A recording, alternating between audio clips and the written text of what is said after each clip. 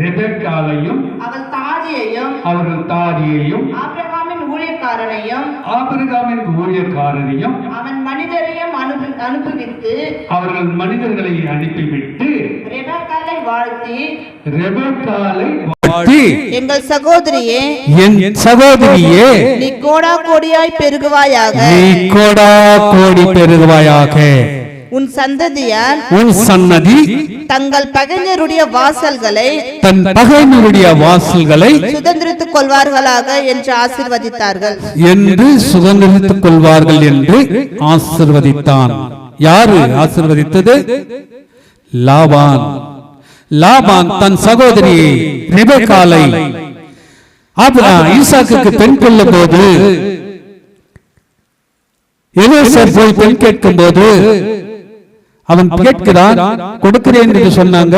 அந்த பெண் நான் கீழ்ப்படிந்து நான் இவளோடு செல்வேன் என்று சொல்றார். அப்பொழுது அவனுடைய சகோதரன் ஆகிய லாபான் அவள் சகோதரியை வாழ்த்துகிறான். என் சகோதரியே, நீ கோடா கோடி பெருகுவாய். அப்போதான் அவங்களுடைய சன்னதி கோடி கோடியாக பெருகினது. நம்ம கூட நம்ம காலில் வந்து விழும்போது நம்ம ஆசீர்வதிக்கிறோம். என்னன்னு ஆசீர்வதிக்கிறோம்? நல்லாயிருன்றீங்களா? உள்ளத்துல கெட்டு போன்றோம், ஆனா வெளியில நல்லாயிரு. நம்முடைய உள்ளமெல்லாம் இதுதான். ஆனால் நாம் வாழ்த்தும் போது, ஒருத்தர் கேளும் போது, நல்லா வாழுங்க, கோடா கோடி வாழுங்க அப்படி என்று நாம் மனப்பூர்வமா வாழ்த்தும் போது ஆண்டவர் அந்த குடும்பத்தையும் அந்த தம்பதிகளையும் அவர் வாழ்த்தி ஆசீர்வதிக்கிறவராய் இருக்கிறார். அப்படி இருக்கும்போது அவன் வாழ்த்தி அனுப்புறான் அவன் சகோதரன். அப்போ ஒரு பெண்ணை திருமணத்துக்கு இட்டுன்னு போறோம், கட்டி கொடுக்குறாங்க. அங்க எப்படி நாம வாழணும், அந்த பெண் அந்த வீட்டில் எப்படி இருக்கணும், அவன் நம்ம சொல்லும் போது ஒரு பாடல ஒரு பாடுவாங்க. புருஷன் விட்டு வாழ போகும் பெண்ணே, தங்கச்சி கண்ணே, சில புத்திமதிகளை சொல்லறன் கேளு முன்னே. ஆமென். புருஷன் வீட்டு வாழ போகும் பெண்ணே, தங்கச்சி கண்ணே, சில புத்திமதிகளை சொல்லறன் கேளு முன்னே. மாமனார மாமியால மதிக்கணும், அம்மா மாலையிட்ட கணவனையே துதிக்கணும். மாமனார மாமியார மதிக்கணும், அம்மா மாலையிட்ட கணவனையே துதிக்கணும். சாம கோழி கோவையில பிடிக்கணும், அடுத்து காலம் நெளிச்சு கோலம் போட்டு சமய வேலை நடத்தண்டா. புருஷன் வீட்டு வாழ போக கண்ணே, தங்கச்சி கண்ணே, சில புத்திமதிகளை சொல்லுற கேளு மண்ணே. தங்கச்சி கண்ணே, சில புத்திமதிகளை சொல்லுற கேளு முன்னே. நம்ம வாழ்த்தி நம் சகோதரியை ஒரு வீட்டுக்கு பெண் கொண்டு அவனுக்கு திருமணம் செய்து கொடுக்கும் போது இந்த அறிவுகளை சொல்லிக் கொடுக்கணும். அம்மா, நீ புருஷ வீட்டுல வாழ போது நீ எப்படி இருக்க வேண்டும்? அதிகாலை எழுந்திருக்க வேண்டும். நீ எழுந்து உன் வேலைகளை செய்ய வேண்டும், வீட்டை பிறக்க வேண்டும், சாலம் தெளிக்க வேண்டும், கோலம் போட வேண்டும், கணவனுடைய பாதத்தை நாம் தொழுது கொள்ள வேண்டும், மாமியாரும் மாமனாரும் மதிக்க வேண்டும். இப்படி நாம் கற்றுக் கொடுத்து அனுப்பும் போது அந்த குடும்பம் முன்னவெல்லாம் அப்படித்தானே கற்றுக் கொடுப்பாங்க இல்லையாக்கா? இல்லையா? இதுக்கு முன்னாள் காலத்திலே அவர்களுக்கு ஒரு திருமண செய்தி யாருக்காவது கொடுக்கும் போது இததான் கற்றுக் கொடுப்பாங்க. அந்த வீட்டிலே ஒரு பெண்ணை மற்ற வீட்டுக்கு போகும்போது இததான் கற்றுக் கொடுப்பாங்க. அம்மா, நீ அந்த புகுந்த வீட்டுக்கு போகும்போது அது உன்னுடைய குடும்பம், அது உன்னுடைய வாழ்க்கை, உன் குடும்பம் பெருகணும், உன் வாழ்க்கை பெருகணும், உன் சிந்தனைகள் பெருகணும், உன்னுடைய எண்ணங்கள் பெருகணும், நீ ஆசீர்வாதமா வாழணுமா. அப்ப இருக்கும்போது எல்லாருக்கும் கீழ்ப்படிந்து நீ நடக்கணுமான்னு சொல்லி பெற்றோர்கள் தன் பிள்ளைக்கு கற்றுக் கொடுத்து அனுப்புவாங்க. அனுப்பும்போது முன்னவெல்லாம் பார்க்கும்போது எந்த வீட்டுக்குள்ளாண்ட பாரு, இப்பதான் தெருவாயி போச்சு, தார் ரோடு ஆயிடுச்சு. பெருக்கிறதுக்கு கூட எழுந்து கஷ்டம், இடுப்பு வலியில எமர முடியல. அப்படி வாழ்க்கையில நம்ம வாழ்ந்து கொண்டிருக்கிறோம். முன்ன காலத்தில கரைக்கிட்ட 4 மணிக்கு எழுந்திருப்பாங்க, வீட்டுகளை பெருக்குவாங்க, மணல் மண் இருக்கிறப்ப சாணி தெளிப்பாங்க, கோலம் போடுவாங்க, குளிச்சிட்டு அடுப்பு மூலைக்கு போவாங்க. இதுதான் ஒரு குடும்பத்துடைய வாழ்க்கை. அப்பொழுது என்ன பண்றதுன்னா, அந்த லட்சுமி தேவி நம்ம வீட்டுக்கு கடந்து வருவார்கள். நமக்கு ஆசீர்வாதம் வேறு என்று சொன்னால், நாம் செய்யற, நம்ம நடக்கல, நம்ம யோசிக்கிறதுல, நம்ம சிந்திக்கிறதுலே இருக்கிறது. ஏனோதானமான வாழ்க்கை நாம் வாழ்ந்தோமானால் அந்த குடும்பம் விருத்தி அடையாது, அந்த குடும்பம் ஆசீர்வதிக்கப்படாது. அப்படி இருக்கும்போது அங்க சொல்லி அவங்களை அனுப்பி வாழ்த்தும் போது அங்க கீழ்ப்படுத்தி மாமியாருக்கு நடக்கணும். மாமியாருக்கு நடக்கும் போது அதுக்கப்புறம் அந்த வசனம் இருக்கட்டும், சில காலத்துக்கு சொல்றான், எதுவுமே நாம ஒரு இதுவா பாரமா நினைக்க கூடாது. எந்த காரியத்தையும் நம்ம பாரமா நினைச்சோம்னா அது நமக்கு ஈடேறாது. அப்படி ஒவ்வொரு காரியம் நினைக்கணும்னு சொன்னா இந்த உலகம் இருக்காது. இந்த மண்ணு மரம், மரத்தை பாரமா நினைச்சா அது சுமக்காது, இந்த மண்ணு இருக்காது. மரம் கிளையை பாரமா நினைச்சா அந்த மரம் நிலைக்காது. கொடி அது பாரமா நினைச்சா அந்த காய் அதுக்கு நிலைக்காது. பெற்றெடுத்த பிள்ளையை நீ பாரமா நினைச்சிட்டால் அது வாழ்க்கையை வாழ முடியாது, அதை ஞானத்திலே வளர்க்க முடியாது, நல்ல சிந்தனையை வளர்க்க முடியாது, ஆசீர்வாதமாய் வாழ முடியாது. அதுக்குதான் கண்ணதாசன் பாட்டு, மண்ணுக்கு பரபாரமா, மரத்துக்கு சிலி பாரமா, கொடிக்கு காய் பாரமா, பெற்றெடுத்த குழந்தை தாக்கி பாரமா. மண்ணுக்கு பரபாரமா, மரத்துக்கு சிலி பாரமா, கொடிக்கு காய் பாரமா, பெற்றெடுத்த குழந்தை தாக்கி பாரமா.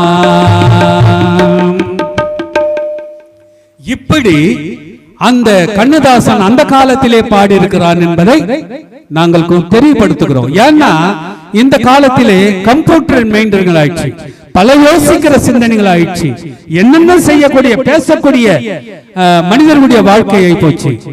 அந்த காலத்தினுடைய இந்த பாடல்கள் எல்லாம் பைபிள் மூலமாக கண்ணதாசன் எழுதின பாடல்கள். எந்த பழ பாடலை நீ எடுத்துக்கொண்டால் அந்த பாட்டு முழுதும் பைபிளுடைய அர்த்தம் இருக்கும், வாழ்க்கையினுடைய அர்த்தம் இருக்கும், நம்முடைய சிந்தனையுடைய அர்த்தம் இருக்கும். எல்லாருடைய வாழ்க்கை எப்படி இருக்க வேண்டும் என்று சொல்லிதான் அந்த காலத்திலே பாட்டுகளை பாடினான். அப்போ பிள்ளையை பெற்றெடுத்தால் போதுமா, அதை பேணி வளர்க்க வேண்டும் தெரியுமா? பிள்ளையை பெற்றெடுத்தால் போதுமா, அதை பேணி வளர்க்க வேண்டும் தெரியுமா? அல்லல கண்டு மனசு அஞ்சுமா, குழந்தை அழுவதை கேட்டு தகவல் மிஞ்சுமா?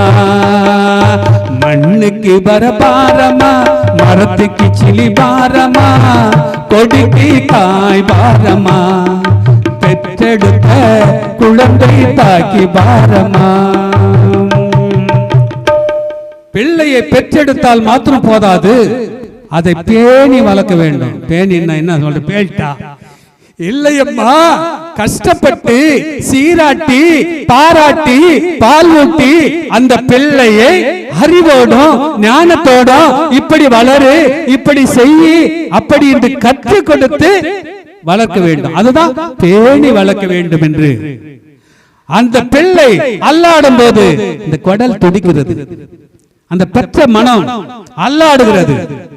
அதனால்தான் எப்ப பார்த்தாலும் பிள்ளைகளை பெற்றவங்க ஆமங்களை இவன் செத்தா போன போறான்ட்டு போயிடுவான். ஆனால் அந்த பெத்த தாய் அந்த பிள்ளையை பெற்றெடுத்து அது கெட்டு போயிருந்தாலும் சரி, அது சீரைந்து போயிருந்தாலும் சரி, அது நாசனமாய் போய் சேர்ந்திருந்தாலும் சரி, அது என்ன செய்த இந்த குடலை துடிக்குது, வேதனைப்படுது. என் பிள்ளை அப்படி ஆயிட்டானே, என் குடும்பம் இப்படி ஆயிடுச்சு, என் வாழ்க்கை இப்படி சீராய் போச்சு என்று துடிக்குது. பெத்த தாய்க்கு தான் தெரியும் அந்த பெற்றெடுத்த பிள்ளைகளுடைய வாழ்க்கை என்ன என்பது. இப்போ நாம செய்திக்கு வருவோம். வாசத்தை வேதாகமத்தை எடுத்துக்கொள்ளுங்க.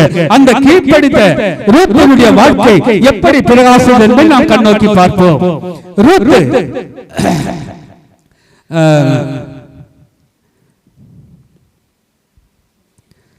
20ஆம் வசனம் வாசித்த வேதாகமத்தில் 20 வாசிங்க.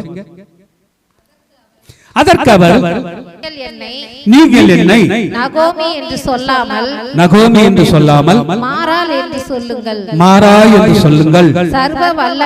சர்வ வல்லவர் எனக்கு மிகுந்த கசப்பை கட்டளையிட்டார். எனக்கு மிகுந்த கசப்பை கட்டளையிட்டார். ஏன் கட்டளையிட்டார்?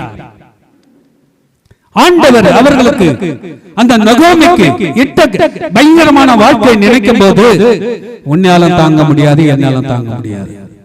அங்க பாருங்க, இஸ்ரவேல் அந்த தேசத்திலே பஞ்சம் வந்து விட்டது. மோவாபு தேசத்துக்கு அவங்க கடந்து போயிட்டாங்க. யார் யார் போனாங்க? அவங்க கணவன், அவங்க 2 பிள்ளைகள், 2 மோவாபு தேசத்துக்கு கடந்து போனாங்க. அந்த இடத்திலே கணவனும் மரித்து போனான். அந்த 2 பிள்ளைகளுக்கு அங்க திருமணம் செய்யறாங்க. அந்த பிள்ளைகளையும் மரித்து போனாங்க. அப்போ வாழ்க்கை எப்படி இருக்கும் என்று சிந்தித்து பாருங்கள்.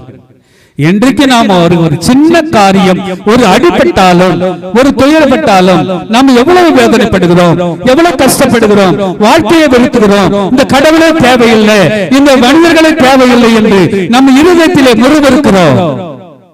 ஆனால் நகோமி என்ன சொல்கிறார்? என்னை நகோமின்னு சொல்லாதீங்க, என் வாழ்க்கை ஒரு கசப்பான வாழ்க்கையாகிவிட்டது, என் வாழ்க்கை ஒரு கசப்பு, என்னை ஏன் நகோமி என்று சொல்லுகிறாங்க அப்படின்னு சொல்றார். அங்க பாருங்க, ரூத்தினுடைய வாழ்க்கை நாம் பார்க்கும்போது 16வது கொஞ்சம் வாசிங்க. அதற்கு ரூத்து, நான் உம்மை பின்பற்றாமல், நான் உன்னை பின்பற்றாமல் உம்மை விட்டு திரும்பி போக வேண்டும் போவதை குறித்து, உன்னை விட்டு பிரிந்து போவேன் என்று சொல்லி என்னோடு பேசாத. இங்க ரூத்து பாரு, கணவன் செத்துட்டான், அவன் மனைவி செத்துட்டாங்க, எல்லாம் போயிடுச்சு. அப்போ நகோமி மாமியார் சொல்றாங்க, இந்த 2 மருமக்களை வச்சு நான் என்ன பண்றது? அம்மா, எனக்கு கணவன் இல்ல, பிள்ளைங்க இல்ல, வேற வாழ்க்கை இல்ல, எனக்கு தொன்றதுக்கு சோத்து இல்ல, சோறுக்கு எனக்கு இல்ல, என் கூட வந்தா நீங்க என்ன செய்ய போறீங்க? நீங்க உங்க தாய் வீட்டுக்கு போயிடுங்க. எங்க போயிடுங்க? உங்க தாய் வீட்டுக்கு போயிடுங்க. அங்க நல்ல செல்வ செருக்க வாழுங்க. அங்க யாருக்கு ஒரு உங்களை தேடி கட்டி வைக்கிறாங்களோ அவங்களோட நீங்க போய் வாழுங்கம்மா அப்படின்னு சொல்லி மாமியார் நகோமி தன் மருமக்களுக்கு சொல்றாங்க. அங்க சொல்லப்பதா வாசிங்க. நீ போகும் இடத்திற்கு, நீ போகிற இடத்துக்கு நானும் வருவேன், நான் வருவேன். நீ தங்கும் இடத்திலே நானும் தங்குவேன், நீ தங்க இடத்துல நானும் தங்குவேன். உன்னுடைய ஜனம் என்னுடைய ஜனம், உன்னுடைய ஜனம் என்னுடைய ஜனம், உன்னுடைய தேவன் என்னுடைய தேவன், உன்னுடைய தேவன் என்னுடைய தேவன். நீ மரணமடையும் இடத்தில் நானும் நீ மரணம் அடையும் வரை நானும் மரணமடைந்து அடக்கம் பண்ணுவேன். மரணமே அல்லாமல் வேற ஒன்றும் உன்னை என்னையும் பிரிக்கலாகாது, பிரிக்க முடியாது. பாரு, மருமகள், ஒரு மருமக சொன்னதான் மாமியார முத்தல் செய்து அவங்க தாய் வீட்டுக்கு போயிட்டாங்க. ஒரு மருமகள் சொல்ற வார்த்தை, அந்த மருமகள் சொல்ற நீ போயிடுமான்னு சொன்னபோது ரூத்தவக, நான் உன்னை விட்டு பிரிந்து போக மாட்டேன், நான் செத்தாலும் சரி உன்னோட கூட தான் சாவேன், நான் பட்டினியா இருந்தாலும் சரி உன்னோட கூட தான் பட்டினியா இருப்பேன், வாழ்விலோ சாவிலோ நம்மளை யாரோ பிரிக்க முடியாது. இந்த காலத்தை மருமக சொல்ல முடியுமா? சொல்ல முடியுமா? ஒரு மருமக பிச்சுன்னு ஓடுறாங்க, ஒரு மக புகுந்துக்கிறாங்க, எங்கெங்க ஓடுறாங்க. நீ எங்கன்னா அவங்க எப்படின்னா போங்க, எங்க வாழ்க்கை நல்லா இருந்தா போதும், நீங்க கெட்டது கெட்டி செத்து போங்கன்னு ஓடுற மருமக்களுங்க இன்றைக்கு நிறைய இருக்கிறாங்க. ஆனா எங்க வீட்டு மருமகளை நான் சொல்ல, எல்லா வந்த மருமக்களும் அங்க பிள்ளைங்கள்லாம் எல்லா இடத்துல குடும்பத்தை கட்டி காக்கிற பிள்ளைங்க தான். நடக்கிற காரியங்களை, செய்திகளை பார்க்கும்போது, பேப்பர் பார்வைகளை பார்க்கும்போது ஒரு பயங்கரமான வாழ்க்கையா இருக்கிறது, ஒரு பயங்கரமான சூழ்நிலை இருக்கிறது. அதுதான் இங்க இருக்கும்போது, இங்க கீழ்ப்படிந்து அந்த ரூத்து மாமியாரை விட்டு போனா அந்த அம்மா எங்க போவாங்க, அவங்க எப்படி வாழ்வாங்க, அவங்க நிலைமை என்ன இருக்கும்? ஒருவேளை நான் விட்டுட்டு போயிட்டேன்னா நான் செல்வ சேர்க்க வாழ்வேன், நான் சுகபோகமா வாழ்வேன். ஆனா அந்த அம்மாளுடைய, அவங்க மாமியாருடைய நினைத்து நம்மளை யாரும் பிரிக்க முடியாது சாவை தவிர என்று சொல்லி ஒரு கங்கணம் கட்டி அந்த மாமியாரோட இருக்கிறார்கள். அவசியம் அதுக்கு கர்த்தர் அதற்கு சரியாகவும், அது கர்த்தர் அதுக்கு சரியாகவும், அதுக்கு அதிகமாகவும் எனக்கு செய்ய கடவர் என்றார். எனக்கு செய்ய கடவார். இப்படி நான் செய்து உன்னை விட்டுட்டு போனா கர்த்தர் ஆண்டவர் இதுக்கு சரியான தண்டனை எனக்கு கொடுப்பார், அதுக்கு மேலவும் கொடுப்பார், நான் உன்னை விட்டு போக மாட்டேன் அப்படி என்று மாமியார மருமகள் சொல்லி விடாப்பிடியாமல் பிடித்து வாழ்ந்து கொண்டிருக்கிறாங்க. அப்படி வாழும்போது நான் அவருக்கு எப்படி கொண்ட வாழ்க்கை கிடைத்தது என்று நாம் வாசிப்போம். கடைசியாக நாம் வாசிக்கிறோம் 4ஆம் அதிகாரம், அதிலே 15 இருந்து கொஞ்சம் வாசிப்போம். அவன் உன் ஆத்துமாவுக்கு ஆறுதல் செய்கிறவனும், அவன் உன் ஆத்மாவோடு ஆறுதல் செய்கிறவனும், உன் முதிர் வயதிலே உன்னை ஆதரிக்கிறவனுமாய் இருக்க கடவன். அவன் உன் முதிர் வயதிலே ஆதரிக்கிறவனாய் இருக்க கடவான். உன்னை சிநேகித்து 7 குமாரரை பார்க்கிலும், உனக்கு அருமையாய் இருக்கிற உன் மருமகள் அவனை பெற்றால் போதும். ஏன் எப்படி இந்த வாழ்க்கை வந்தது? போவாஸ் பெரிய செல்வந்தரன், அவன் வாழ்க்கை ஒரு கோட்டீஸ்வர வாழ்க்கை. ரூத்தை கீழ்ப்படிந்து இங்க இருந்ததினால அந்த இடத்திலே போவாஸ் என்ற கணவனை அவர் திருமணம் செய்து கொண்டு அவனிடம் ஒரு பிள்ளையை பெற்றுக்கொண்டு, அந்த பிள்ளைக்கு என்ன போவாஸ் என்று என்ன பேர் வச்சது? அந்த பிள்ளைக்கு சாலமோன், இது தாவீதோட தகப்பன், ஈசாயினோட தகப்பன். அது கீழே படிங்கம்மா. நகோமி அந்த பிள்ளையை எடுத்து தன் மடியிலே வைத்து வளர்க்கிற தாயானாள்.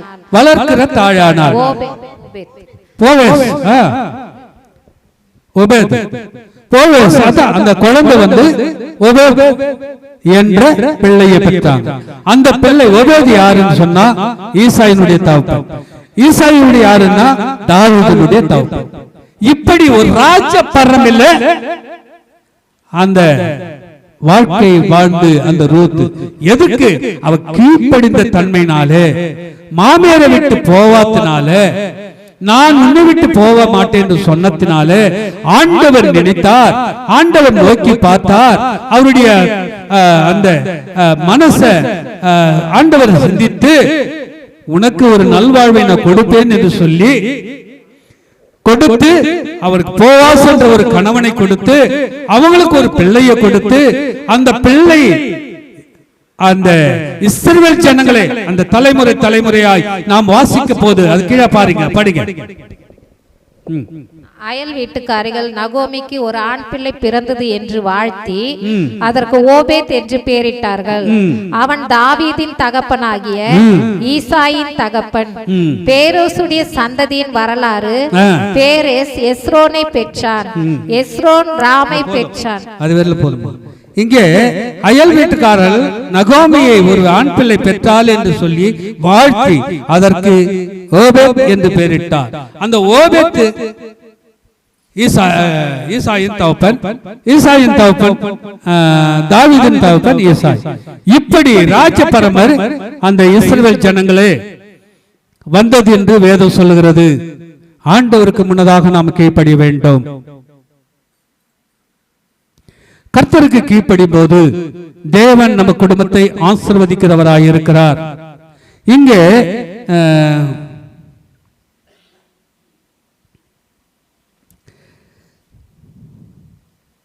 சரி, அதுக்கப்புறம் நாம் பார்க்கும்போது இருக்கட்டும், நேரம் கடந்து போய் கொண்டிருக்கிறது.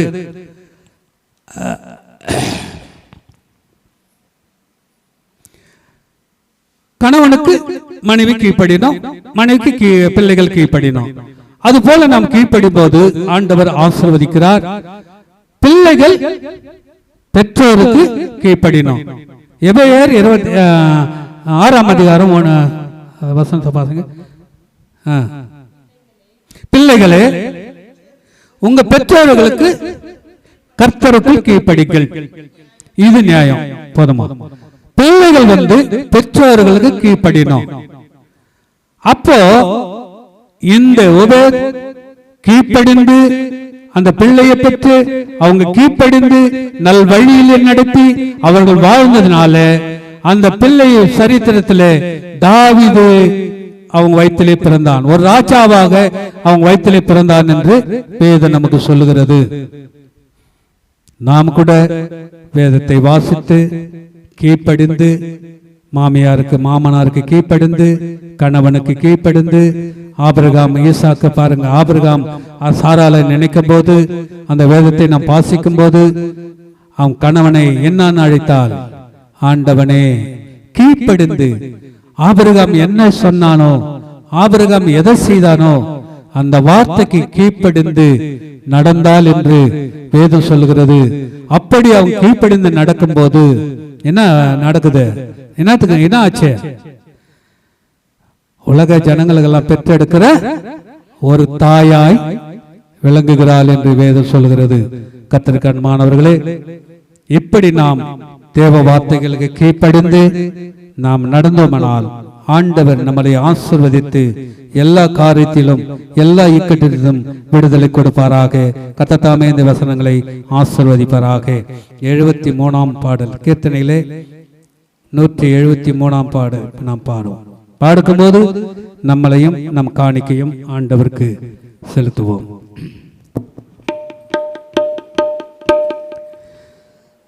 வாருமையா பாதகரே, வந்தமிடோ தங்கினிடோ. வாருமையா போதகரே, வந்தமிடோ தங்கினிடோ. சேருமையா பந்தினியில், சேருமையா பந்தினியில்,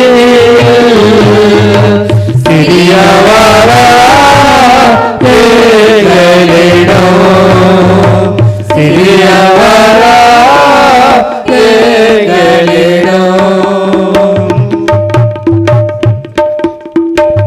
ஒளிமங்கி இருளாச்சே, உத்தமனே காருமையா. ஒளிமங்கி இருளாச்சே, உத்தமனே காருமையா. கழுத்திரவு காத்திருப்போம், கழுத்திரவு காத்திருப்போம். காதலனே கருணை செய்வார், காதலனே கருணை செய்வார். நான் இருப்பேன் நடுவில் என்றார், நாயகனே நமஸ்கரிக்க. நான் இருப்பேன் நடுவில் என்றார், நாயகனே நமஸ்கரிப்போம். தாமதனே தயபுரிய, தாமதனே தயபுரிய, தாமதனே நலம் தருவார், தாமதனே நலம் தருவார். உந்தன் மனை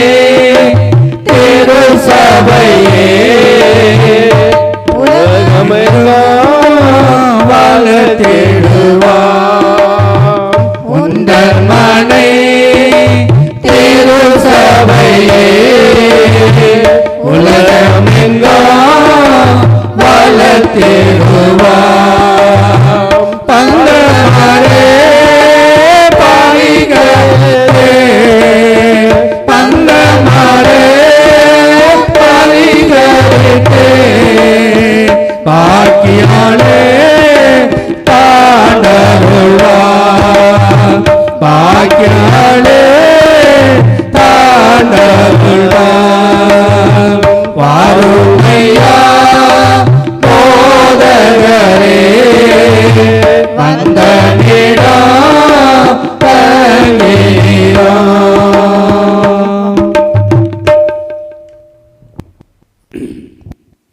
கர்த்தருக்கு அன்பானவர்களே, நாம் அறிவிற்களை நாம் வாசி கேட்போம். திருமண நாள் பிறந்த நாளை காண்கின்றவர்கள் இருந்தால் உங்களுக்காக ஜெபிக்கப்படும்.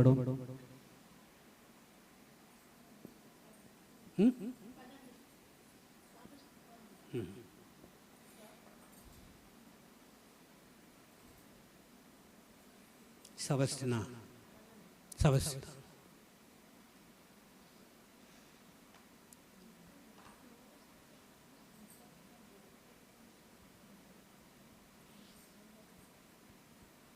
அப்புறம்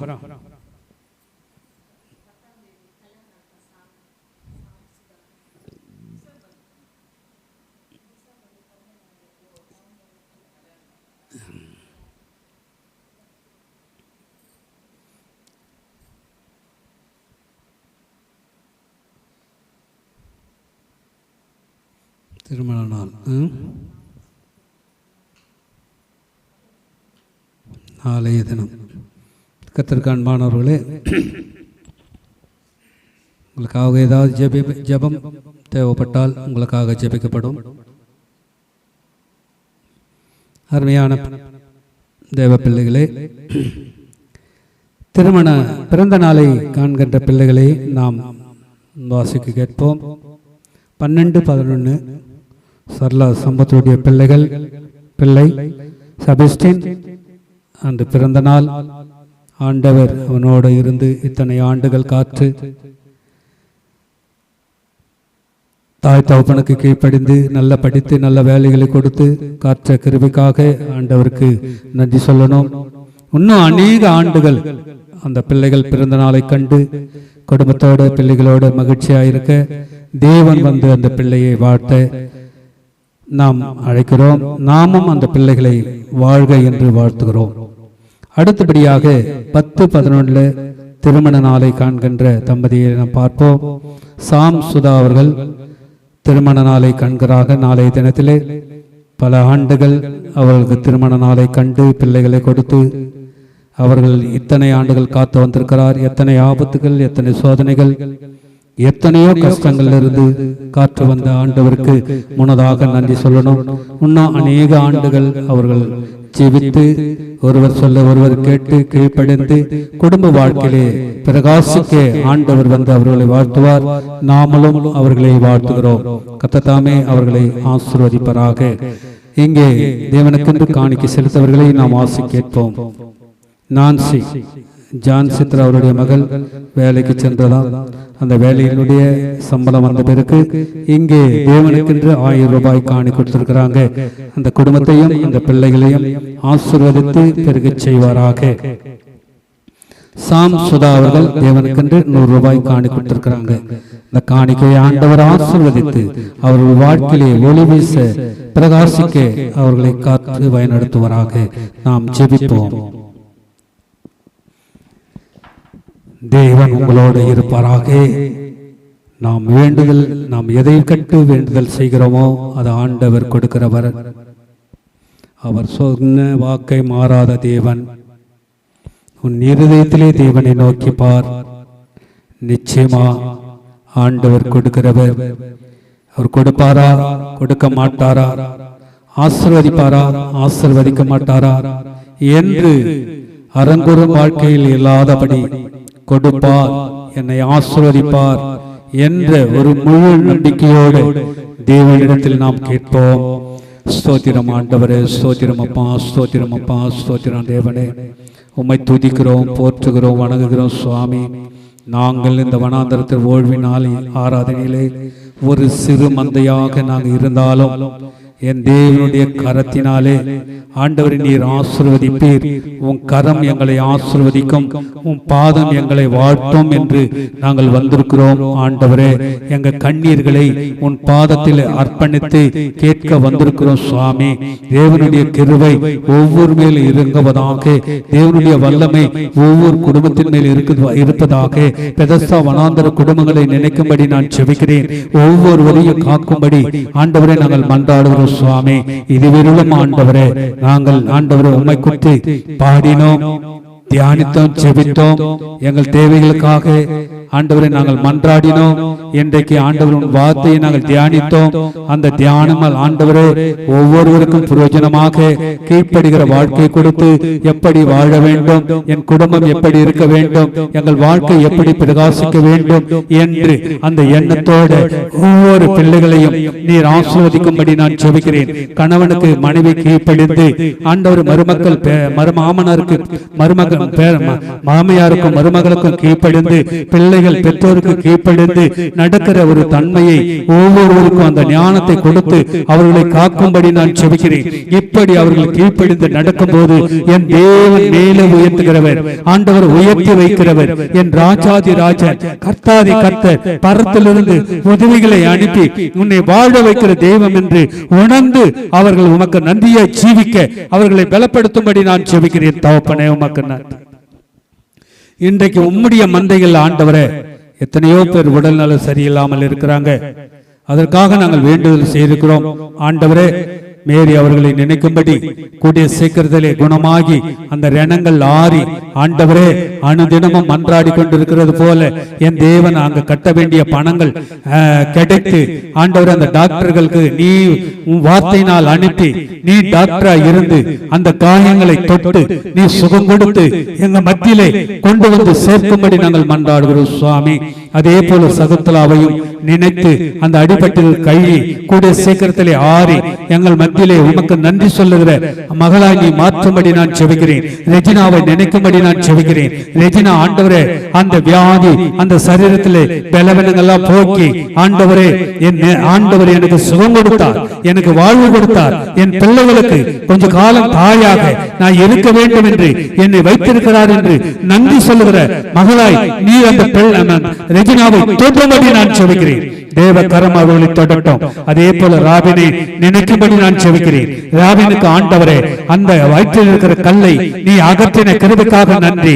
அந்த ரணங்கள் ஆறி என் தேவன் கூடிய சீக்கிரத்திலே இந்த பெதஸ்தா வனாந்தர ஆண்டவர் ஸ்தலத்திலே வந்து உமக்கு சாட்சியாய் நிற்கவும் ஒரு தூணாக நிற்கவும் என் தேவன் மகனை நீ தொட்டு பாதுகாக்கும்படி நான் செபிக்கிறேன். எந்த ஆபத்துகள் எந்த கஷ்டங்கள் இவர்களுக்கு நேரிடாதபடி உன் கரத்தாலே தோடும்படி நாங்கள் செபிக்கிறோம். தகப்பனே, எத்தனை ஏழைகள் இன்றைக்கு வேதனைப்படுகிறாங்க, கஷ்டப்படுகிறாங்க, துயரப்படுகிறாங்க. என் வாழ்க்கை இப்படி ஐயவிட்டதே, என் நிலைமை இப்படி ஐயவிட்டதே, எங்களிடம் பணம் இல்லையே, யார் எங்களுக்கு உதவி செய்வார்கள், யார் எங்களை தேற்றுவார்கள் என்று கலங்கிக் கொண்டிருக்கலாம்.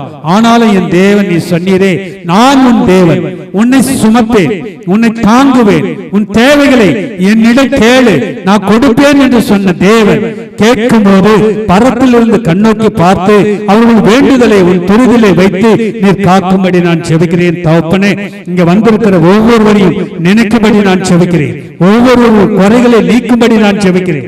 தேவ வல்லமை இன்றைக்கு ஆசீர்வதித்து அனுப்பும்படி நான் செபிக்கிறேன். பிறந்த நாளை காண்கின்ற பேரனை ஆண்டவர் செபஸ்தியனை உன் பாதத்தில் வைக்கிறேன். ஆண்டவரே, 12ஆம் தேதி அந்த பிள்ளை பிறந்த நாள் காண்கிறது. ஆண்டவர் எங்கிருந்தாலும் நாங்கள் வாழ்த்துகிறோம். என் தேவனும் வாழ்த்துகிறார், உறவினர்கள் வாழ்த்துகிறார்கள், பெற்றோர்கள் வாழ்த்துகிறார்கள், வாழ்க என்று வாழ்த்துகிறோம் சுவாமி. நல்ல வாழ நீர் உதவி செய்யும்படி நான் செபிக்கிறேன். நாளை தினத்தில் திருமண நாளை காண்கின்ற சாம் சுதாவை நினைக்கும்படி நான் செபிக்கிறேன். தேவ கிருபை இத்தனை ஆண்டுகள் காத்தது, இன்னும் அநேக ஆண்டுகள் காக்கும்படி அந்த குடும்பத்தை ஆசீர்வதிக்கும்படி அவர்களை பலப்படுத்தும்படி நாங்கள் செபிக்கிறோம். தேவ வல்லமை அவர்கள் தொட்டு ஆசீர்வதிக்கட்டும் சுவாமி. அப்பா, உம்மை துதிக்கிறோம் ஆண்டவரே, ஸ்தோத்திரிக்கிறோம் அப்பா. ஸ்தோத்திரம் ஸ்தோத்திரம் ஆண்டவரே. ஆண்டவரே, எங்களுடைய வேண்டுதல்கள்லாம் என் ஆண்டவர் கேட்டிருக்கிறார் என்று நாங்கள் விசுவாசிக்கிறோம். தாமஸை நினைக்கும்படி நான் செவிக்கிறேன். ஆட்டாவை ஓட்டும் போது உன் சமூகம் அவர்களை காக்கட்டும், உன் கிருபை அவர்களை தாங்கட்டும். அதனால அந்த குடும்பம் ஆசீர்வதிக்கப்பட்ட குடும்பமாய் மாற்றும்படி நான் செவிக்கிறேன். தேவன் மேல் விசுவாசித்தவர்களாய் இந்த இடத்திலே நான் ஆண்டவரை தொழுது கொள்வேன் என்று ஆவலோடு வந்திருக்கிற அந்த குடும்பத்தை நீர் ஆசீர்வதிங்க. மனைவியை காத்துக்கொள்ளுங்க, பிள்ளைகளை காத்துக்கொள்ளுங்க, மருமக்களை காத்துக்கொள்ளுங்க, பேர பிள்ளைகளை காத்துக்கொள்ளுங்க. உன் கிருபையினால் அத்தனை நன்மைகளையும் அவர்களுக்கு கொடுத்து காக்கும்படி நான் செபிக்கிறேன். இன்றைக்கு ஆண்டவரே உம்மை தியானிக்க வர முடியாது இருக்கிற குடும்பங்களை நினைக்கும்படி நான் செபிக்கிறேன். அப்பா பெரியா ஸ்தோத்திரம் ஆண்டவரே, ஸ்தோத்திரம் ஸ்தோத்திரம்.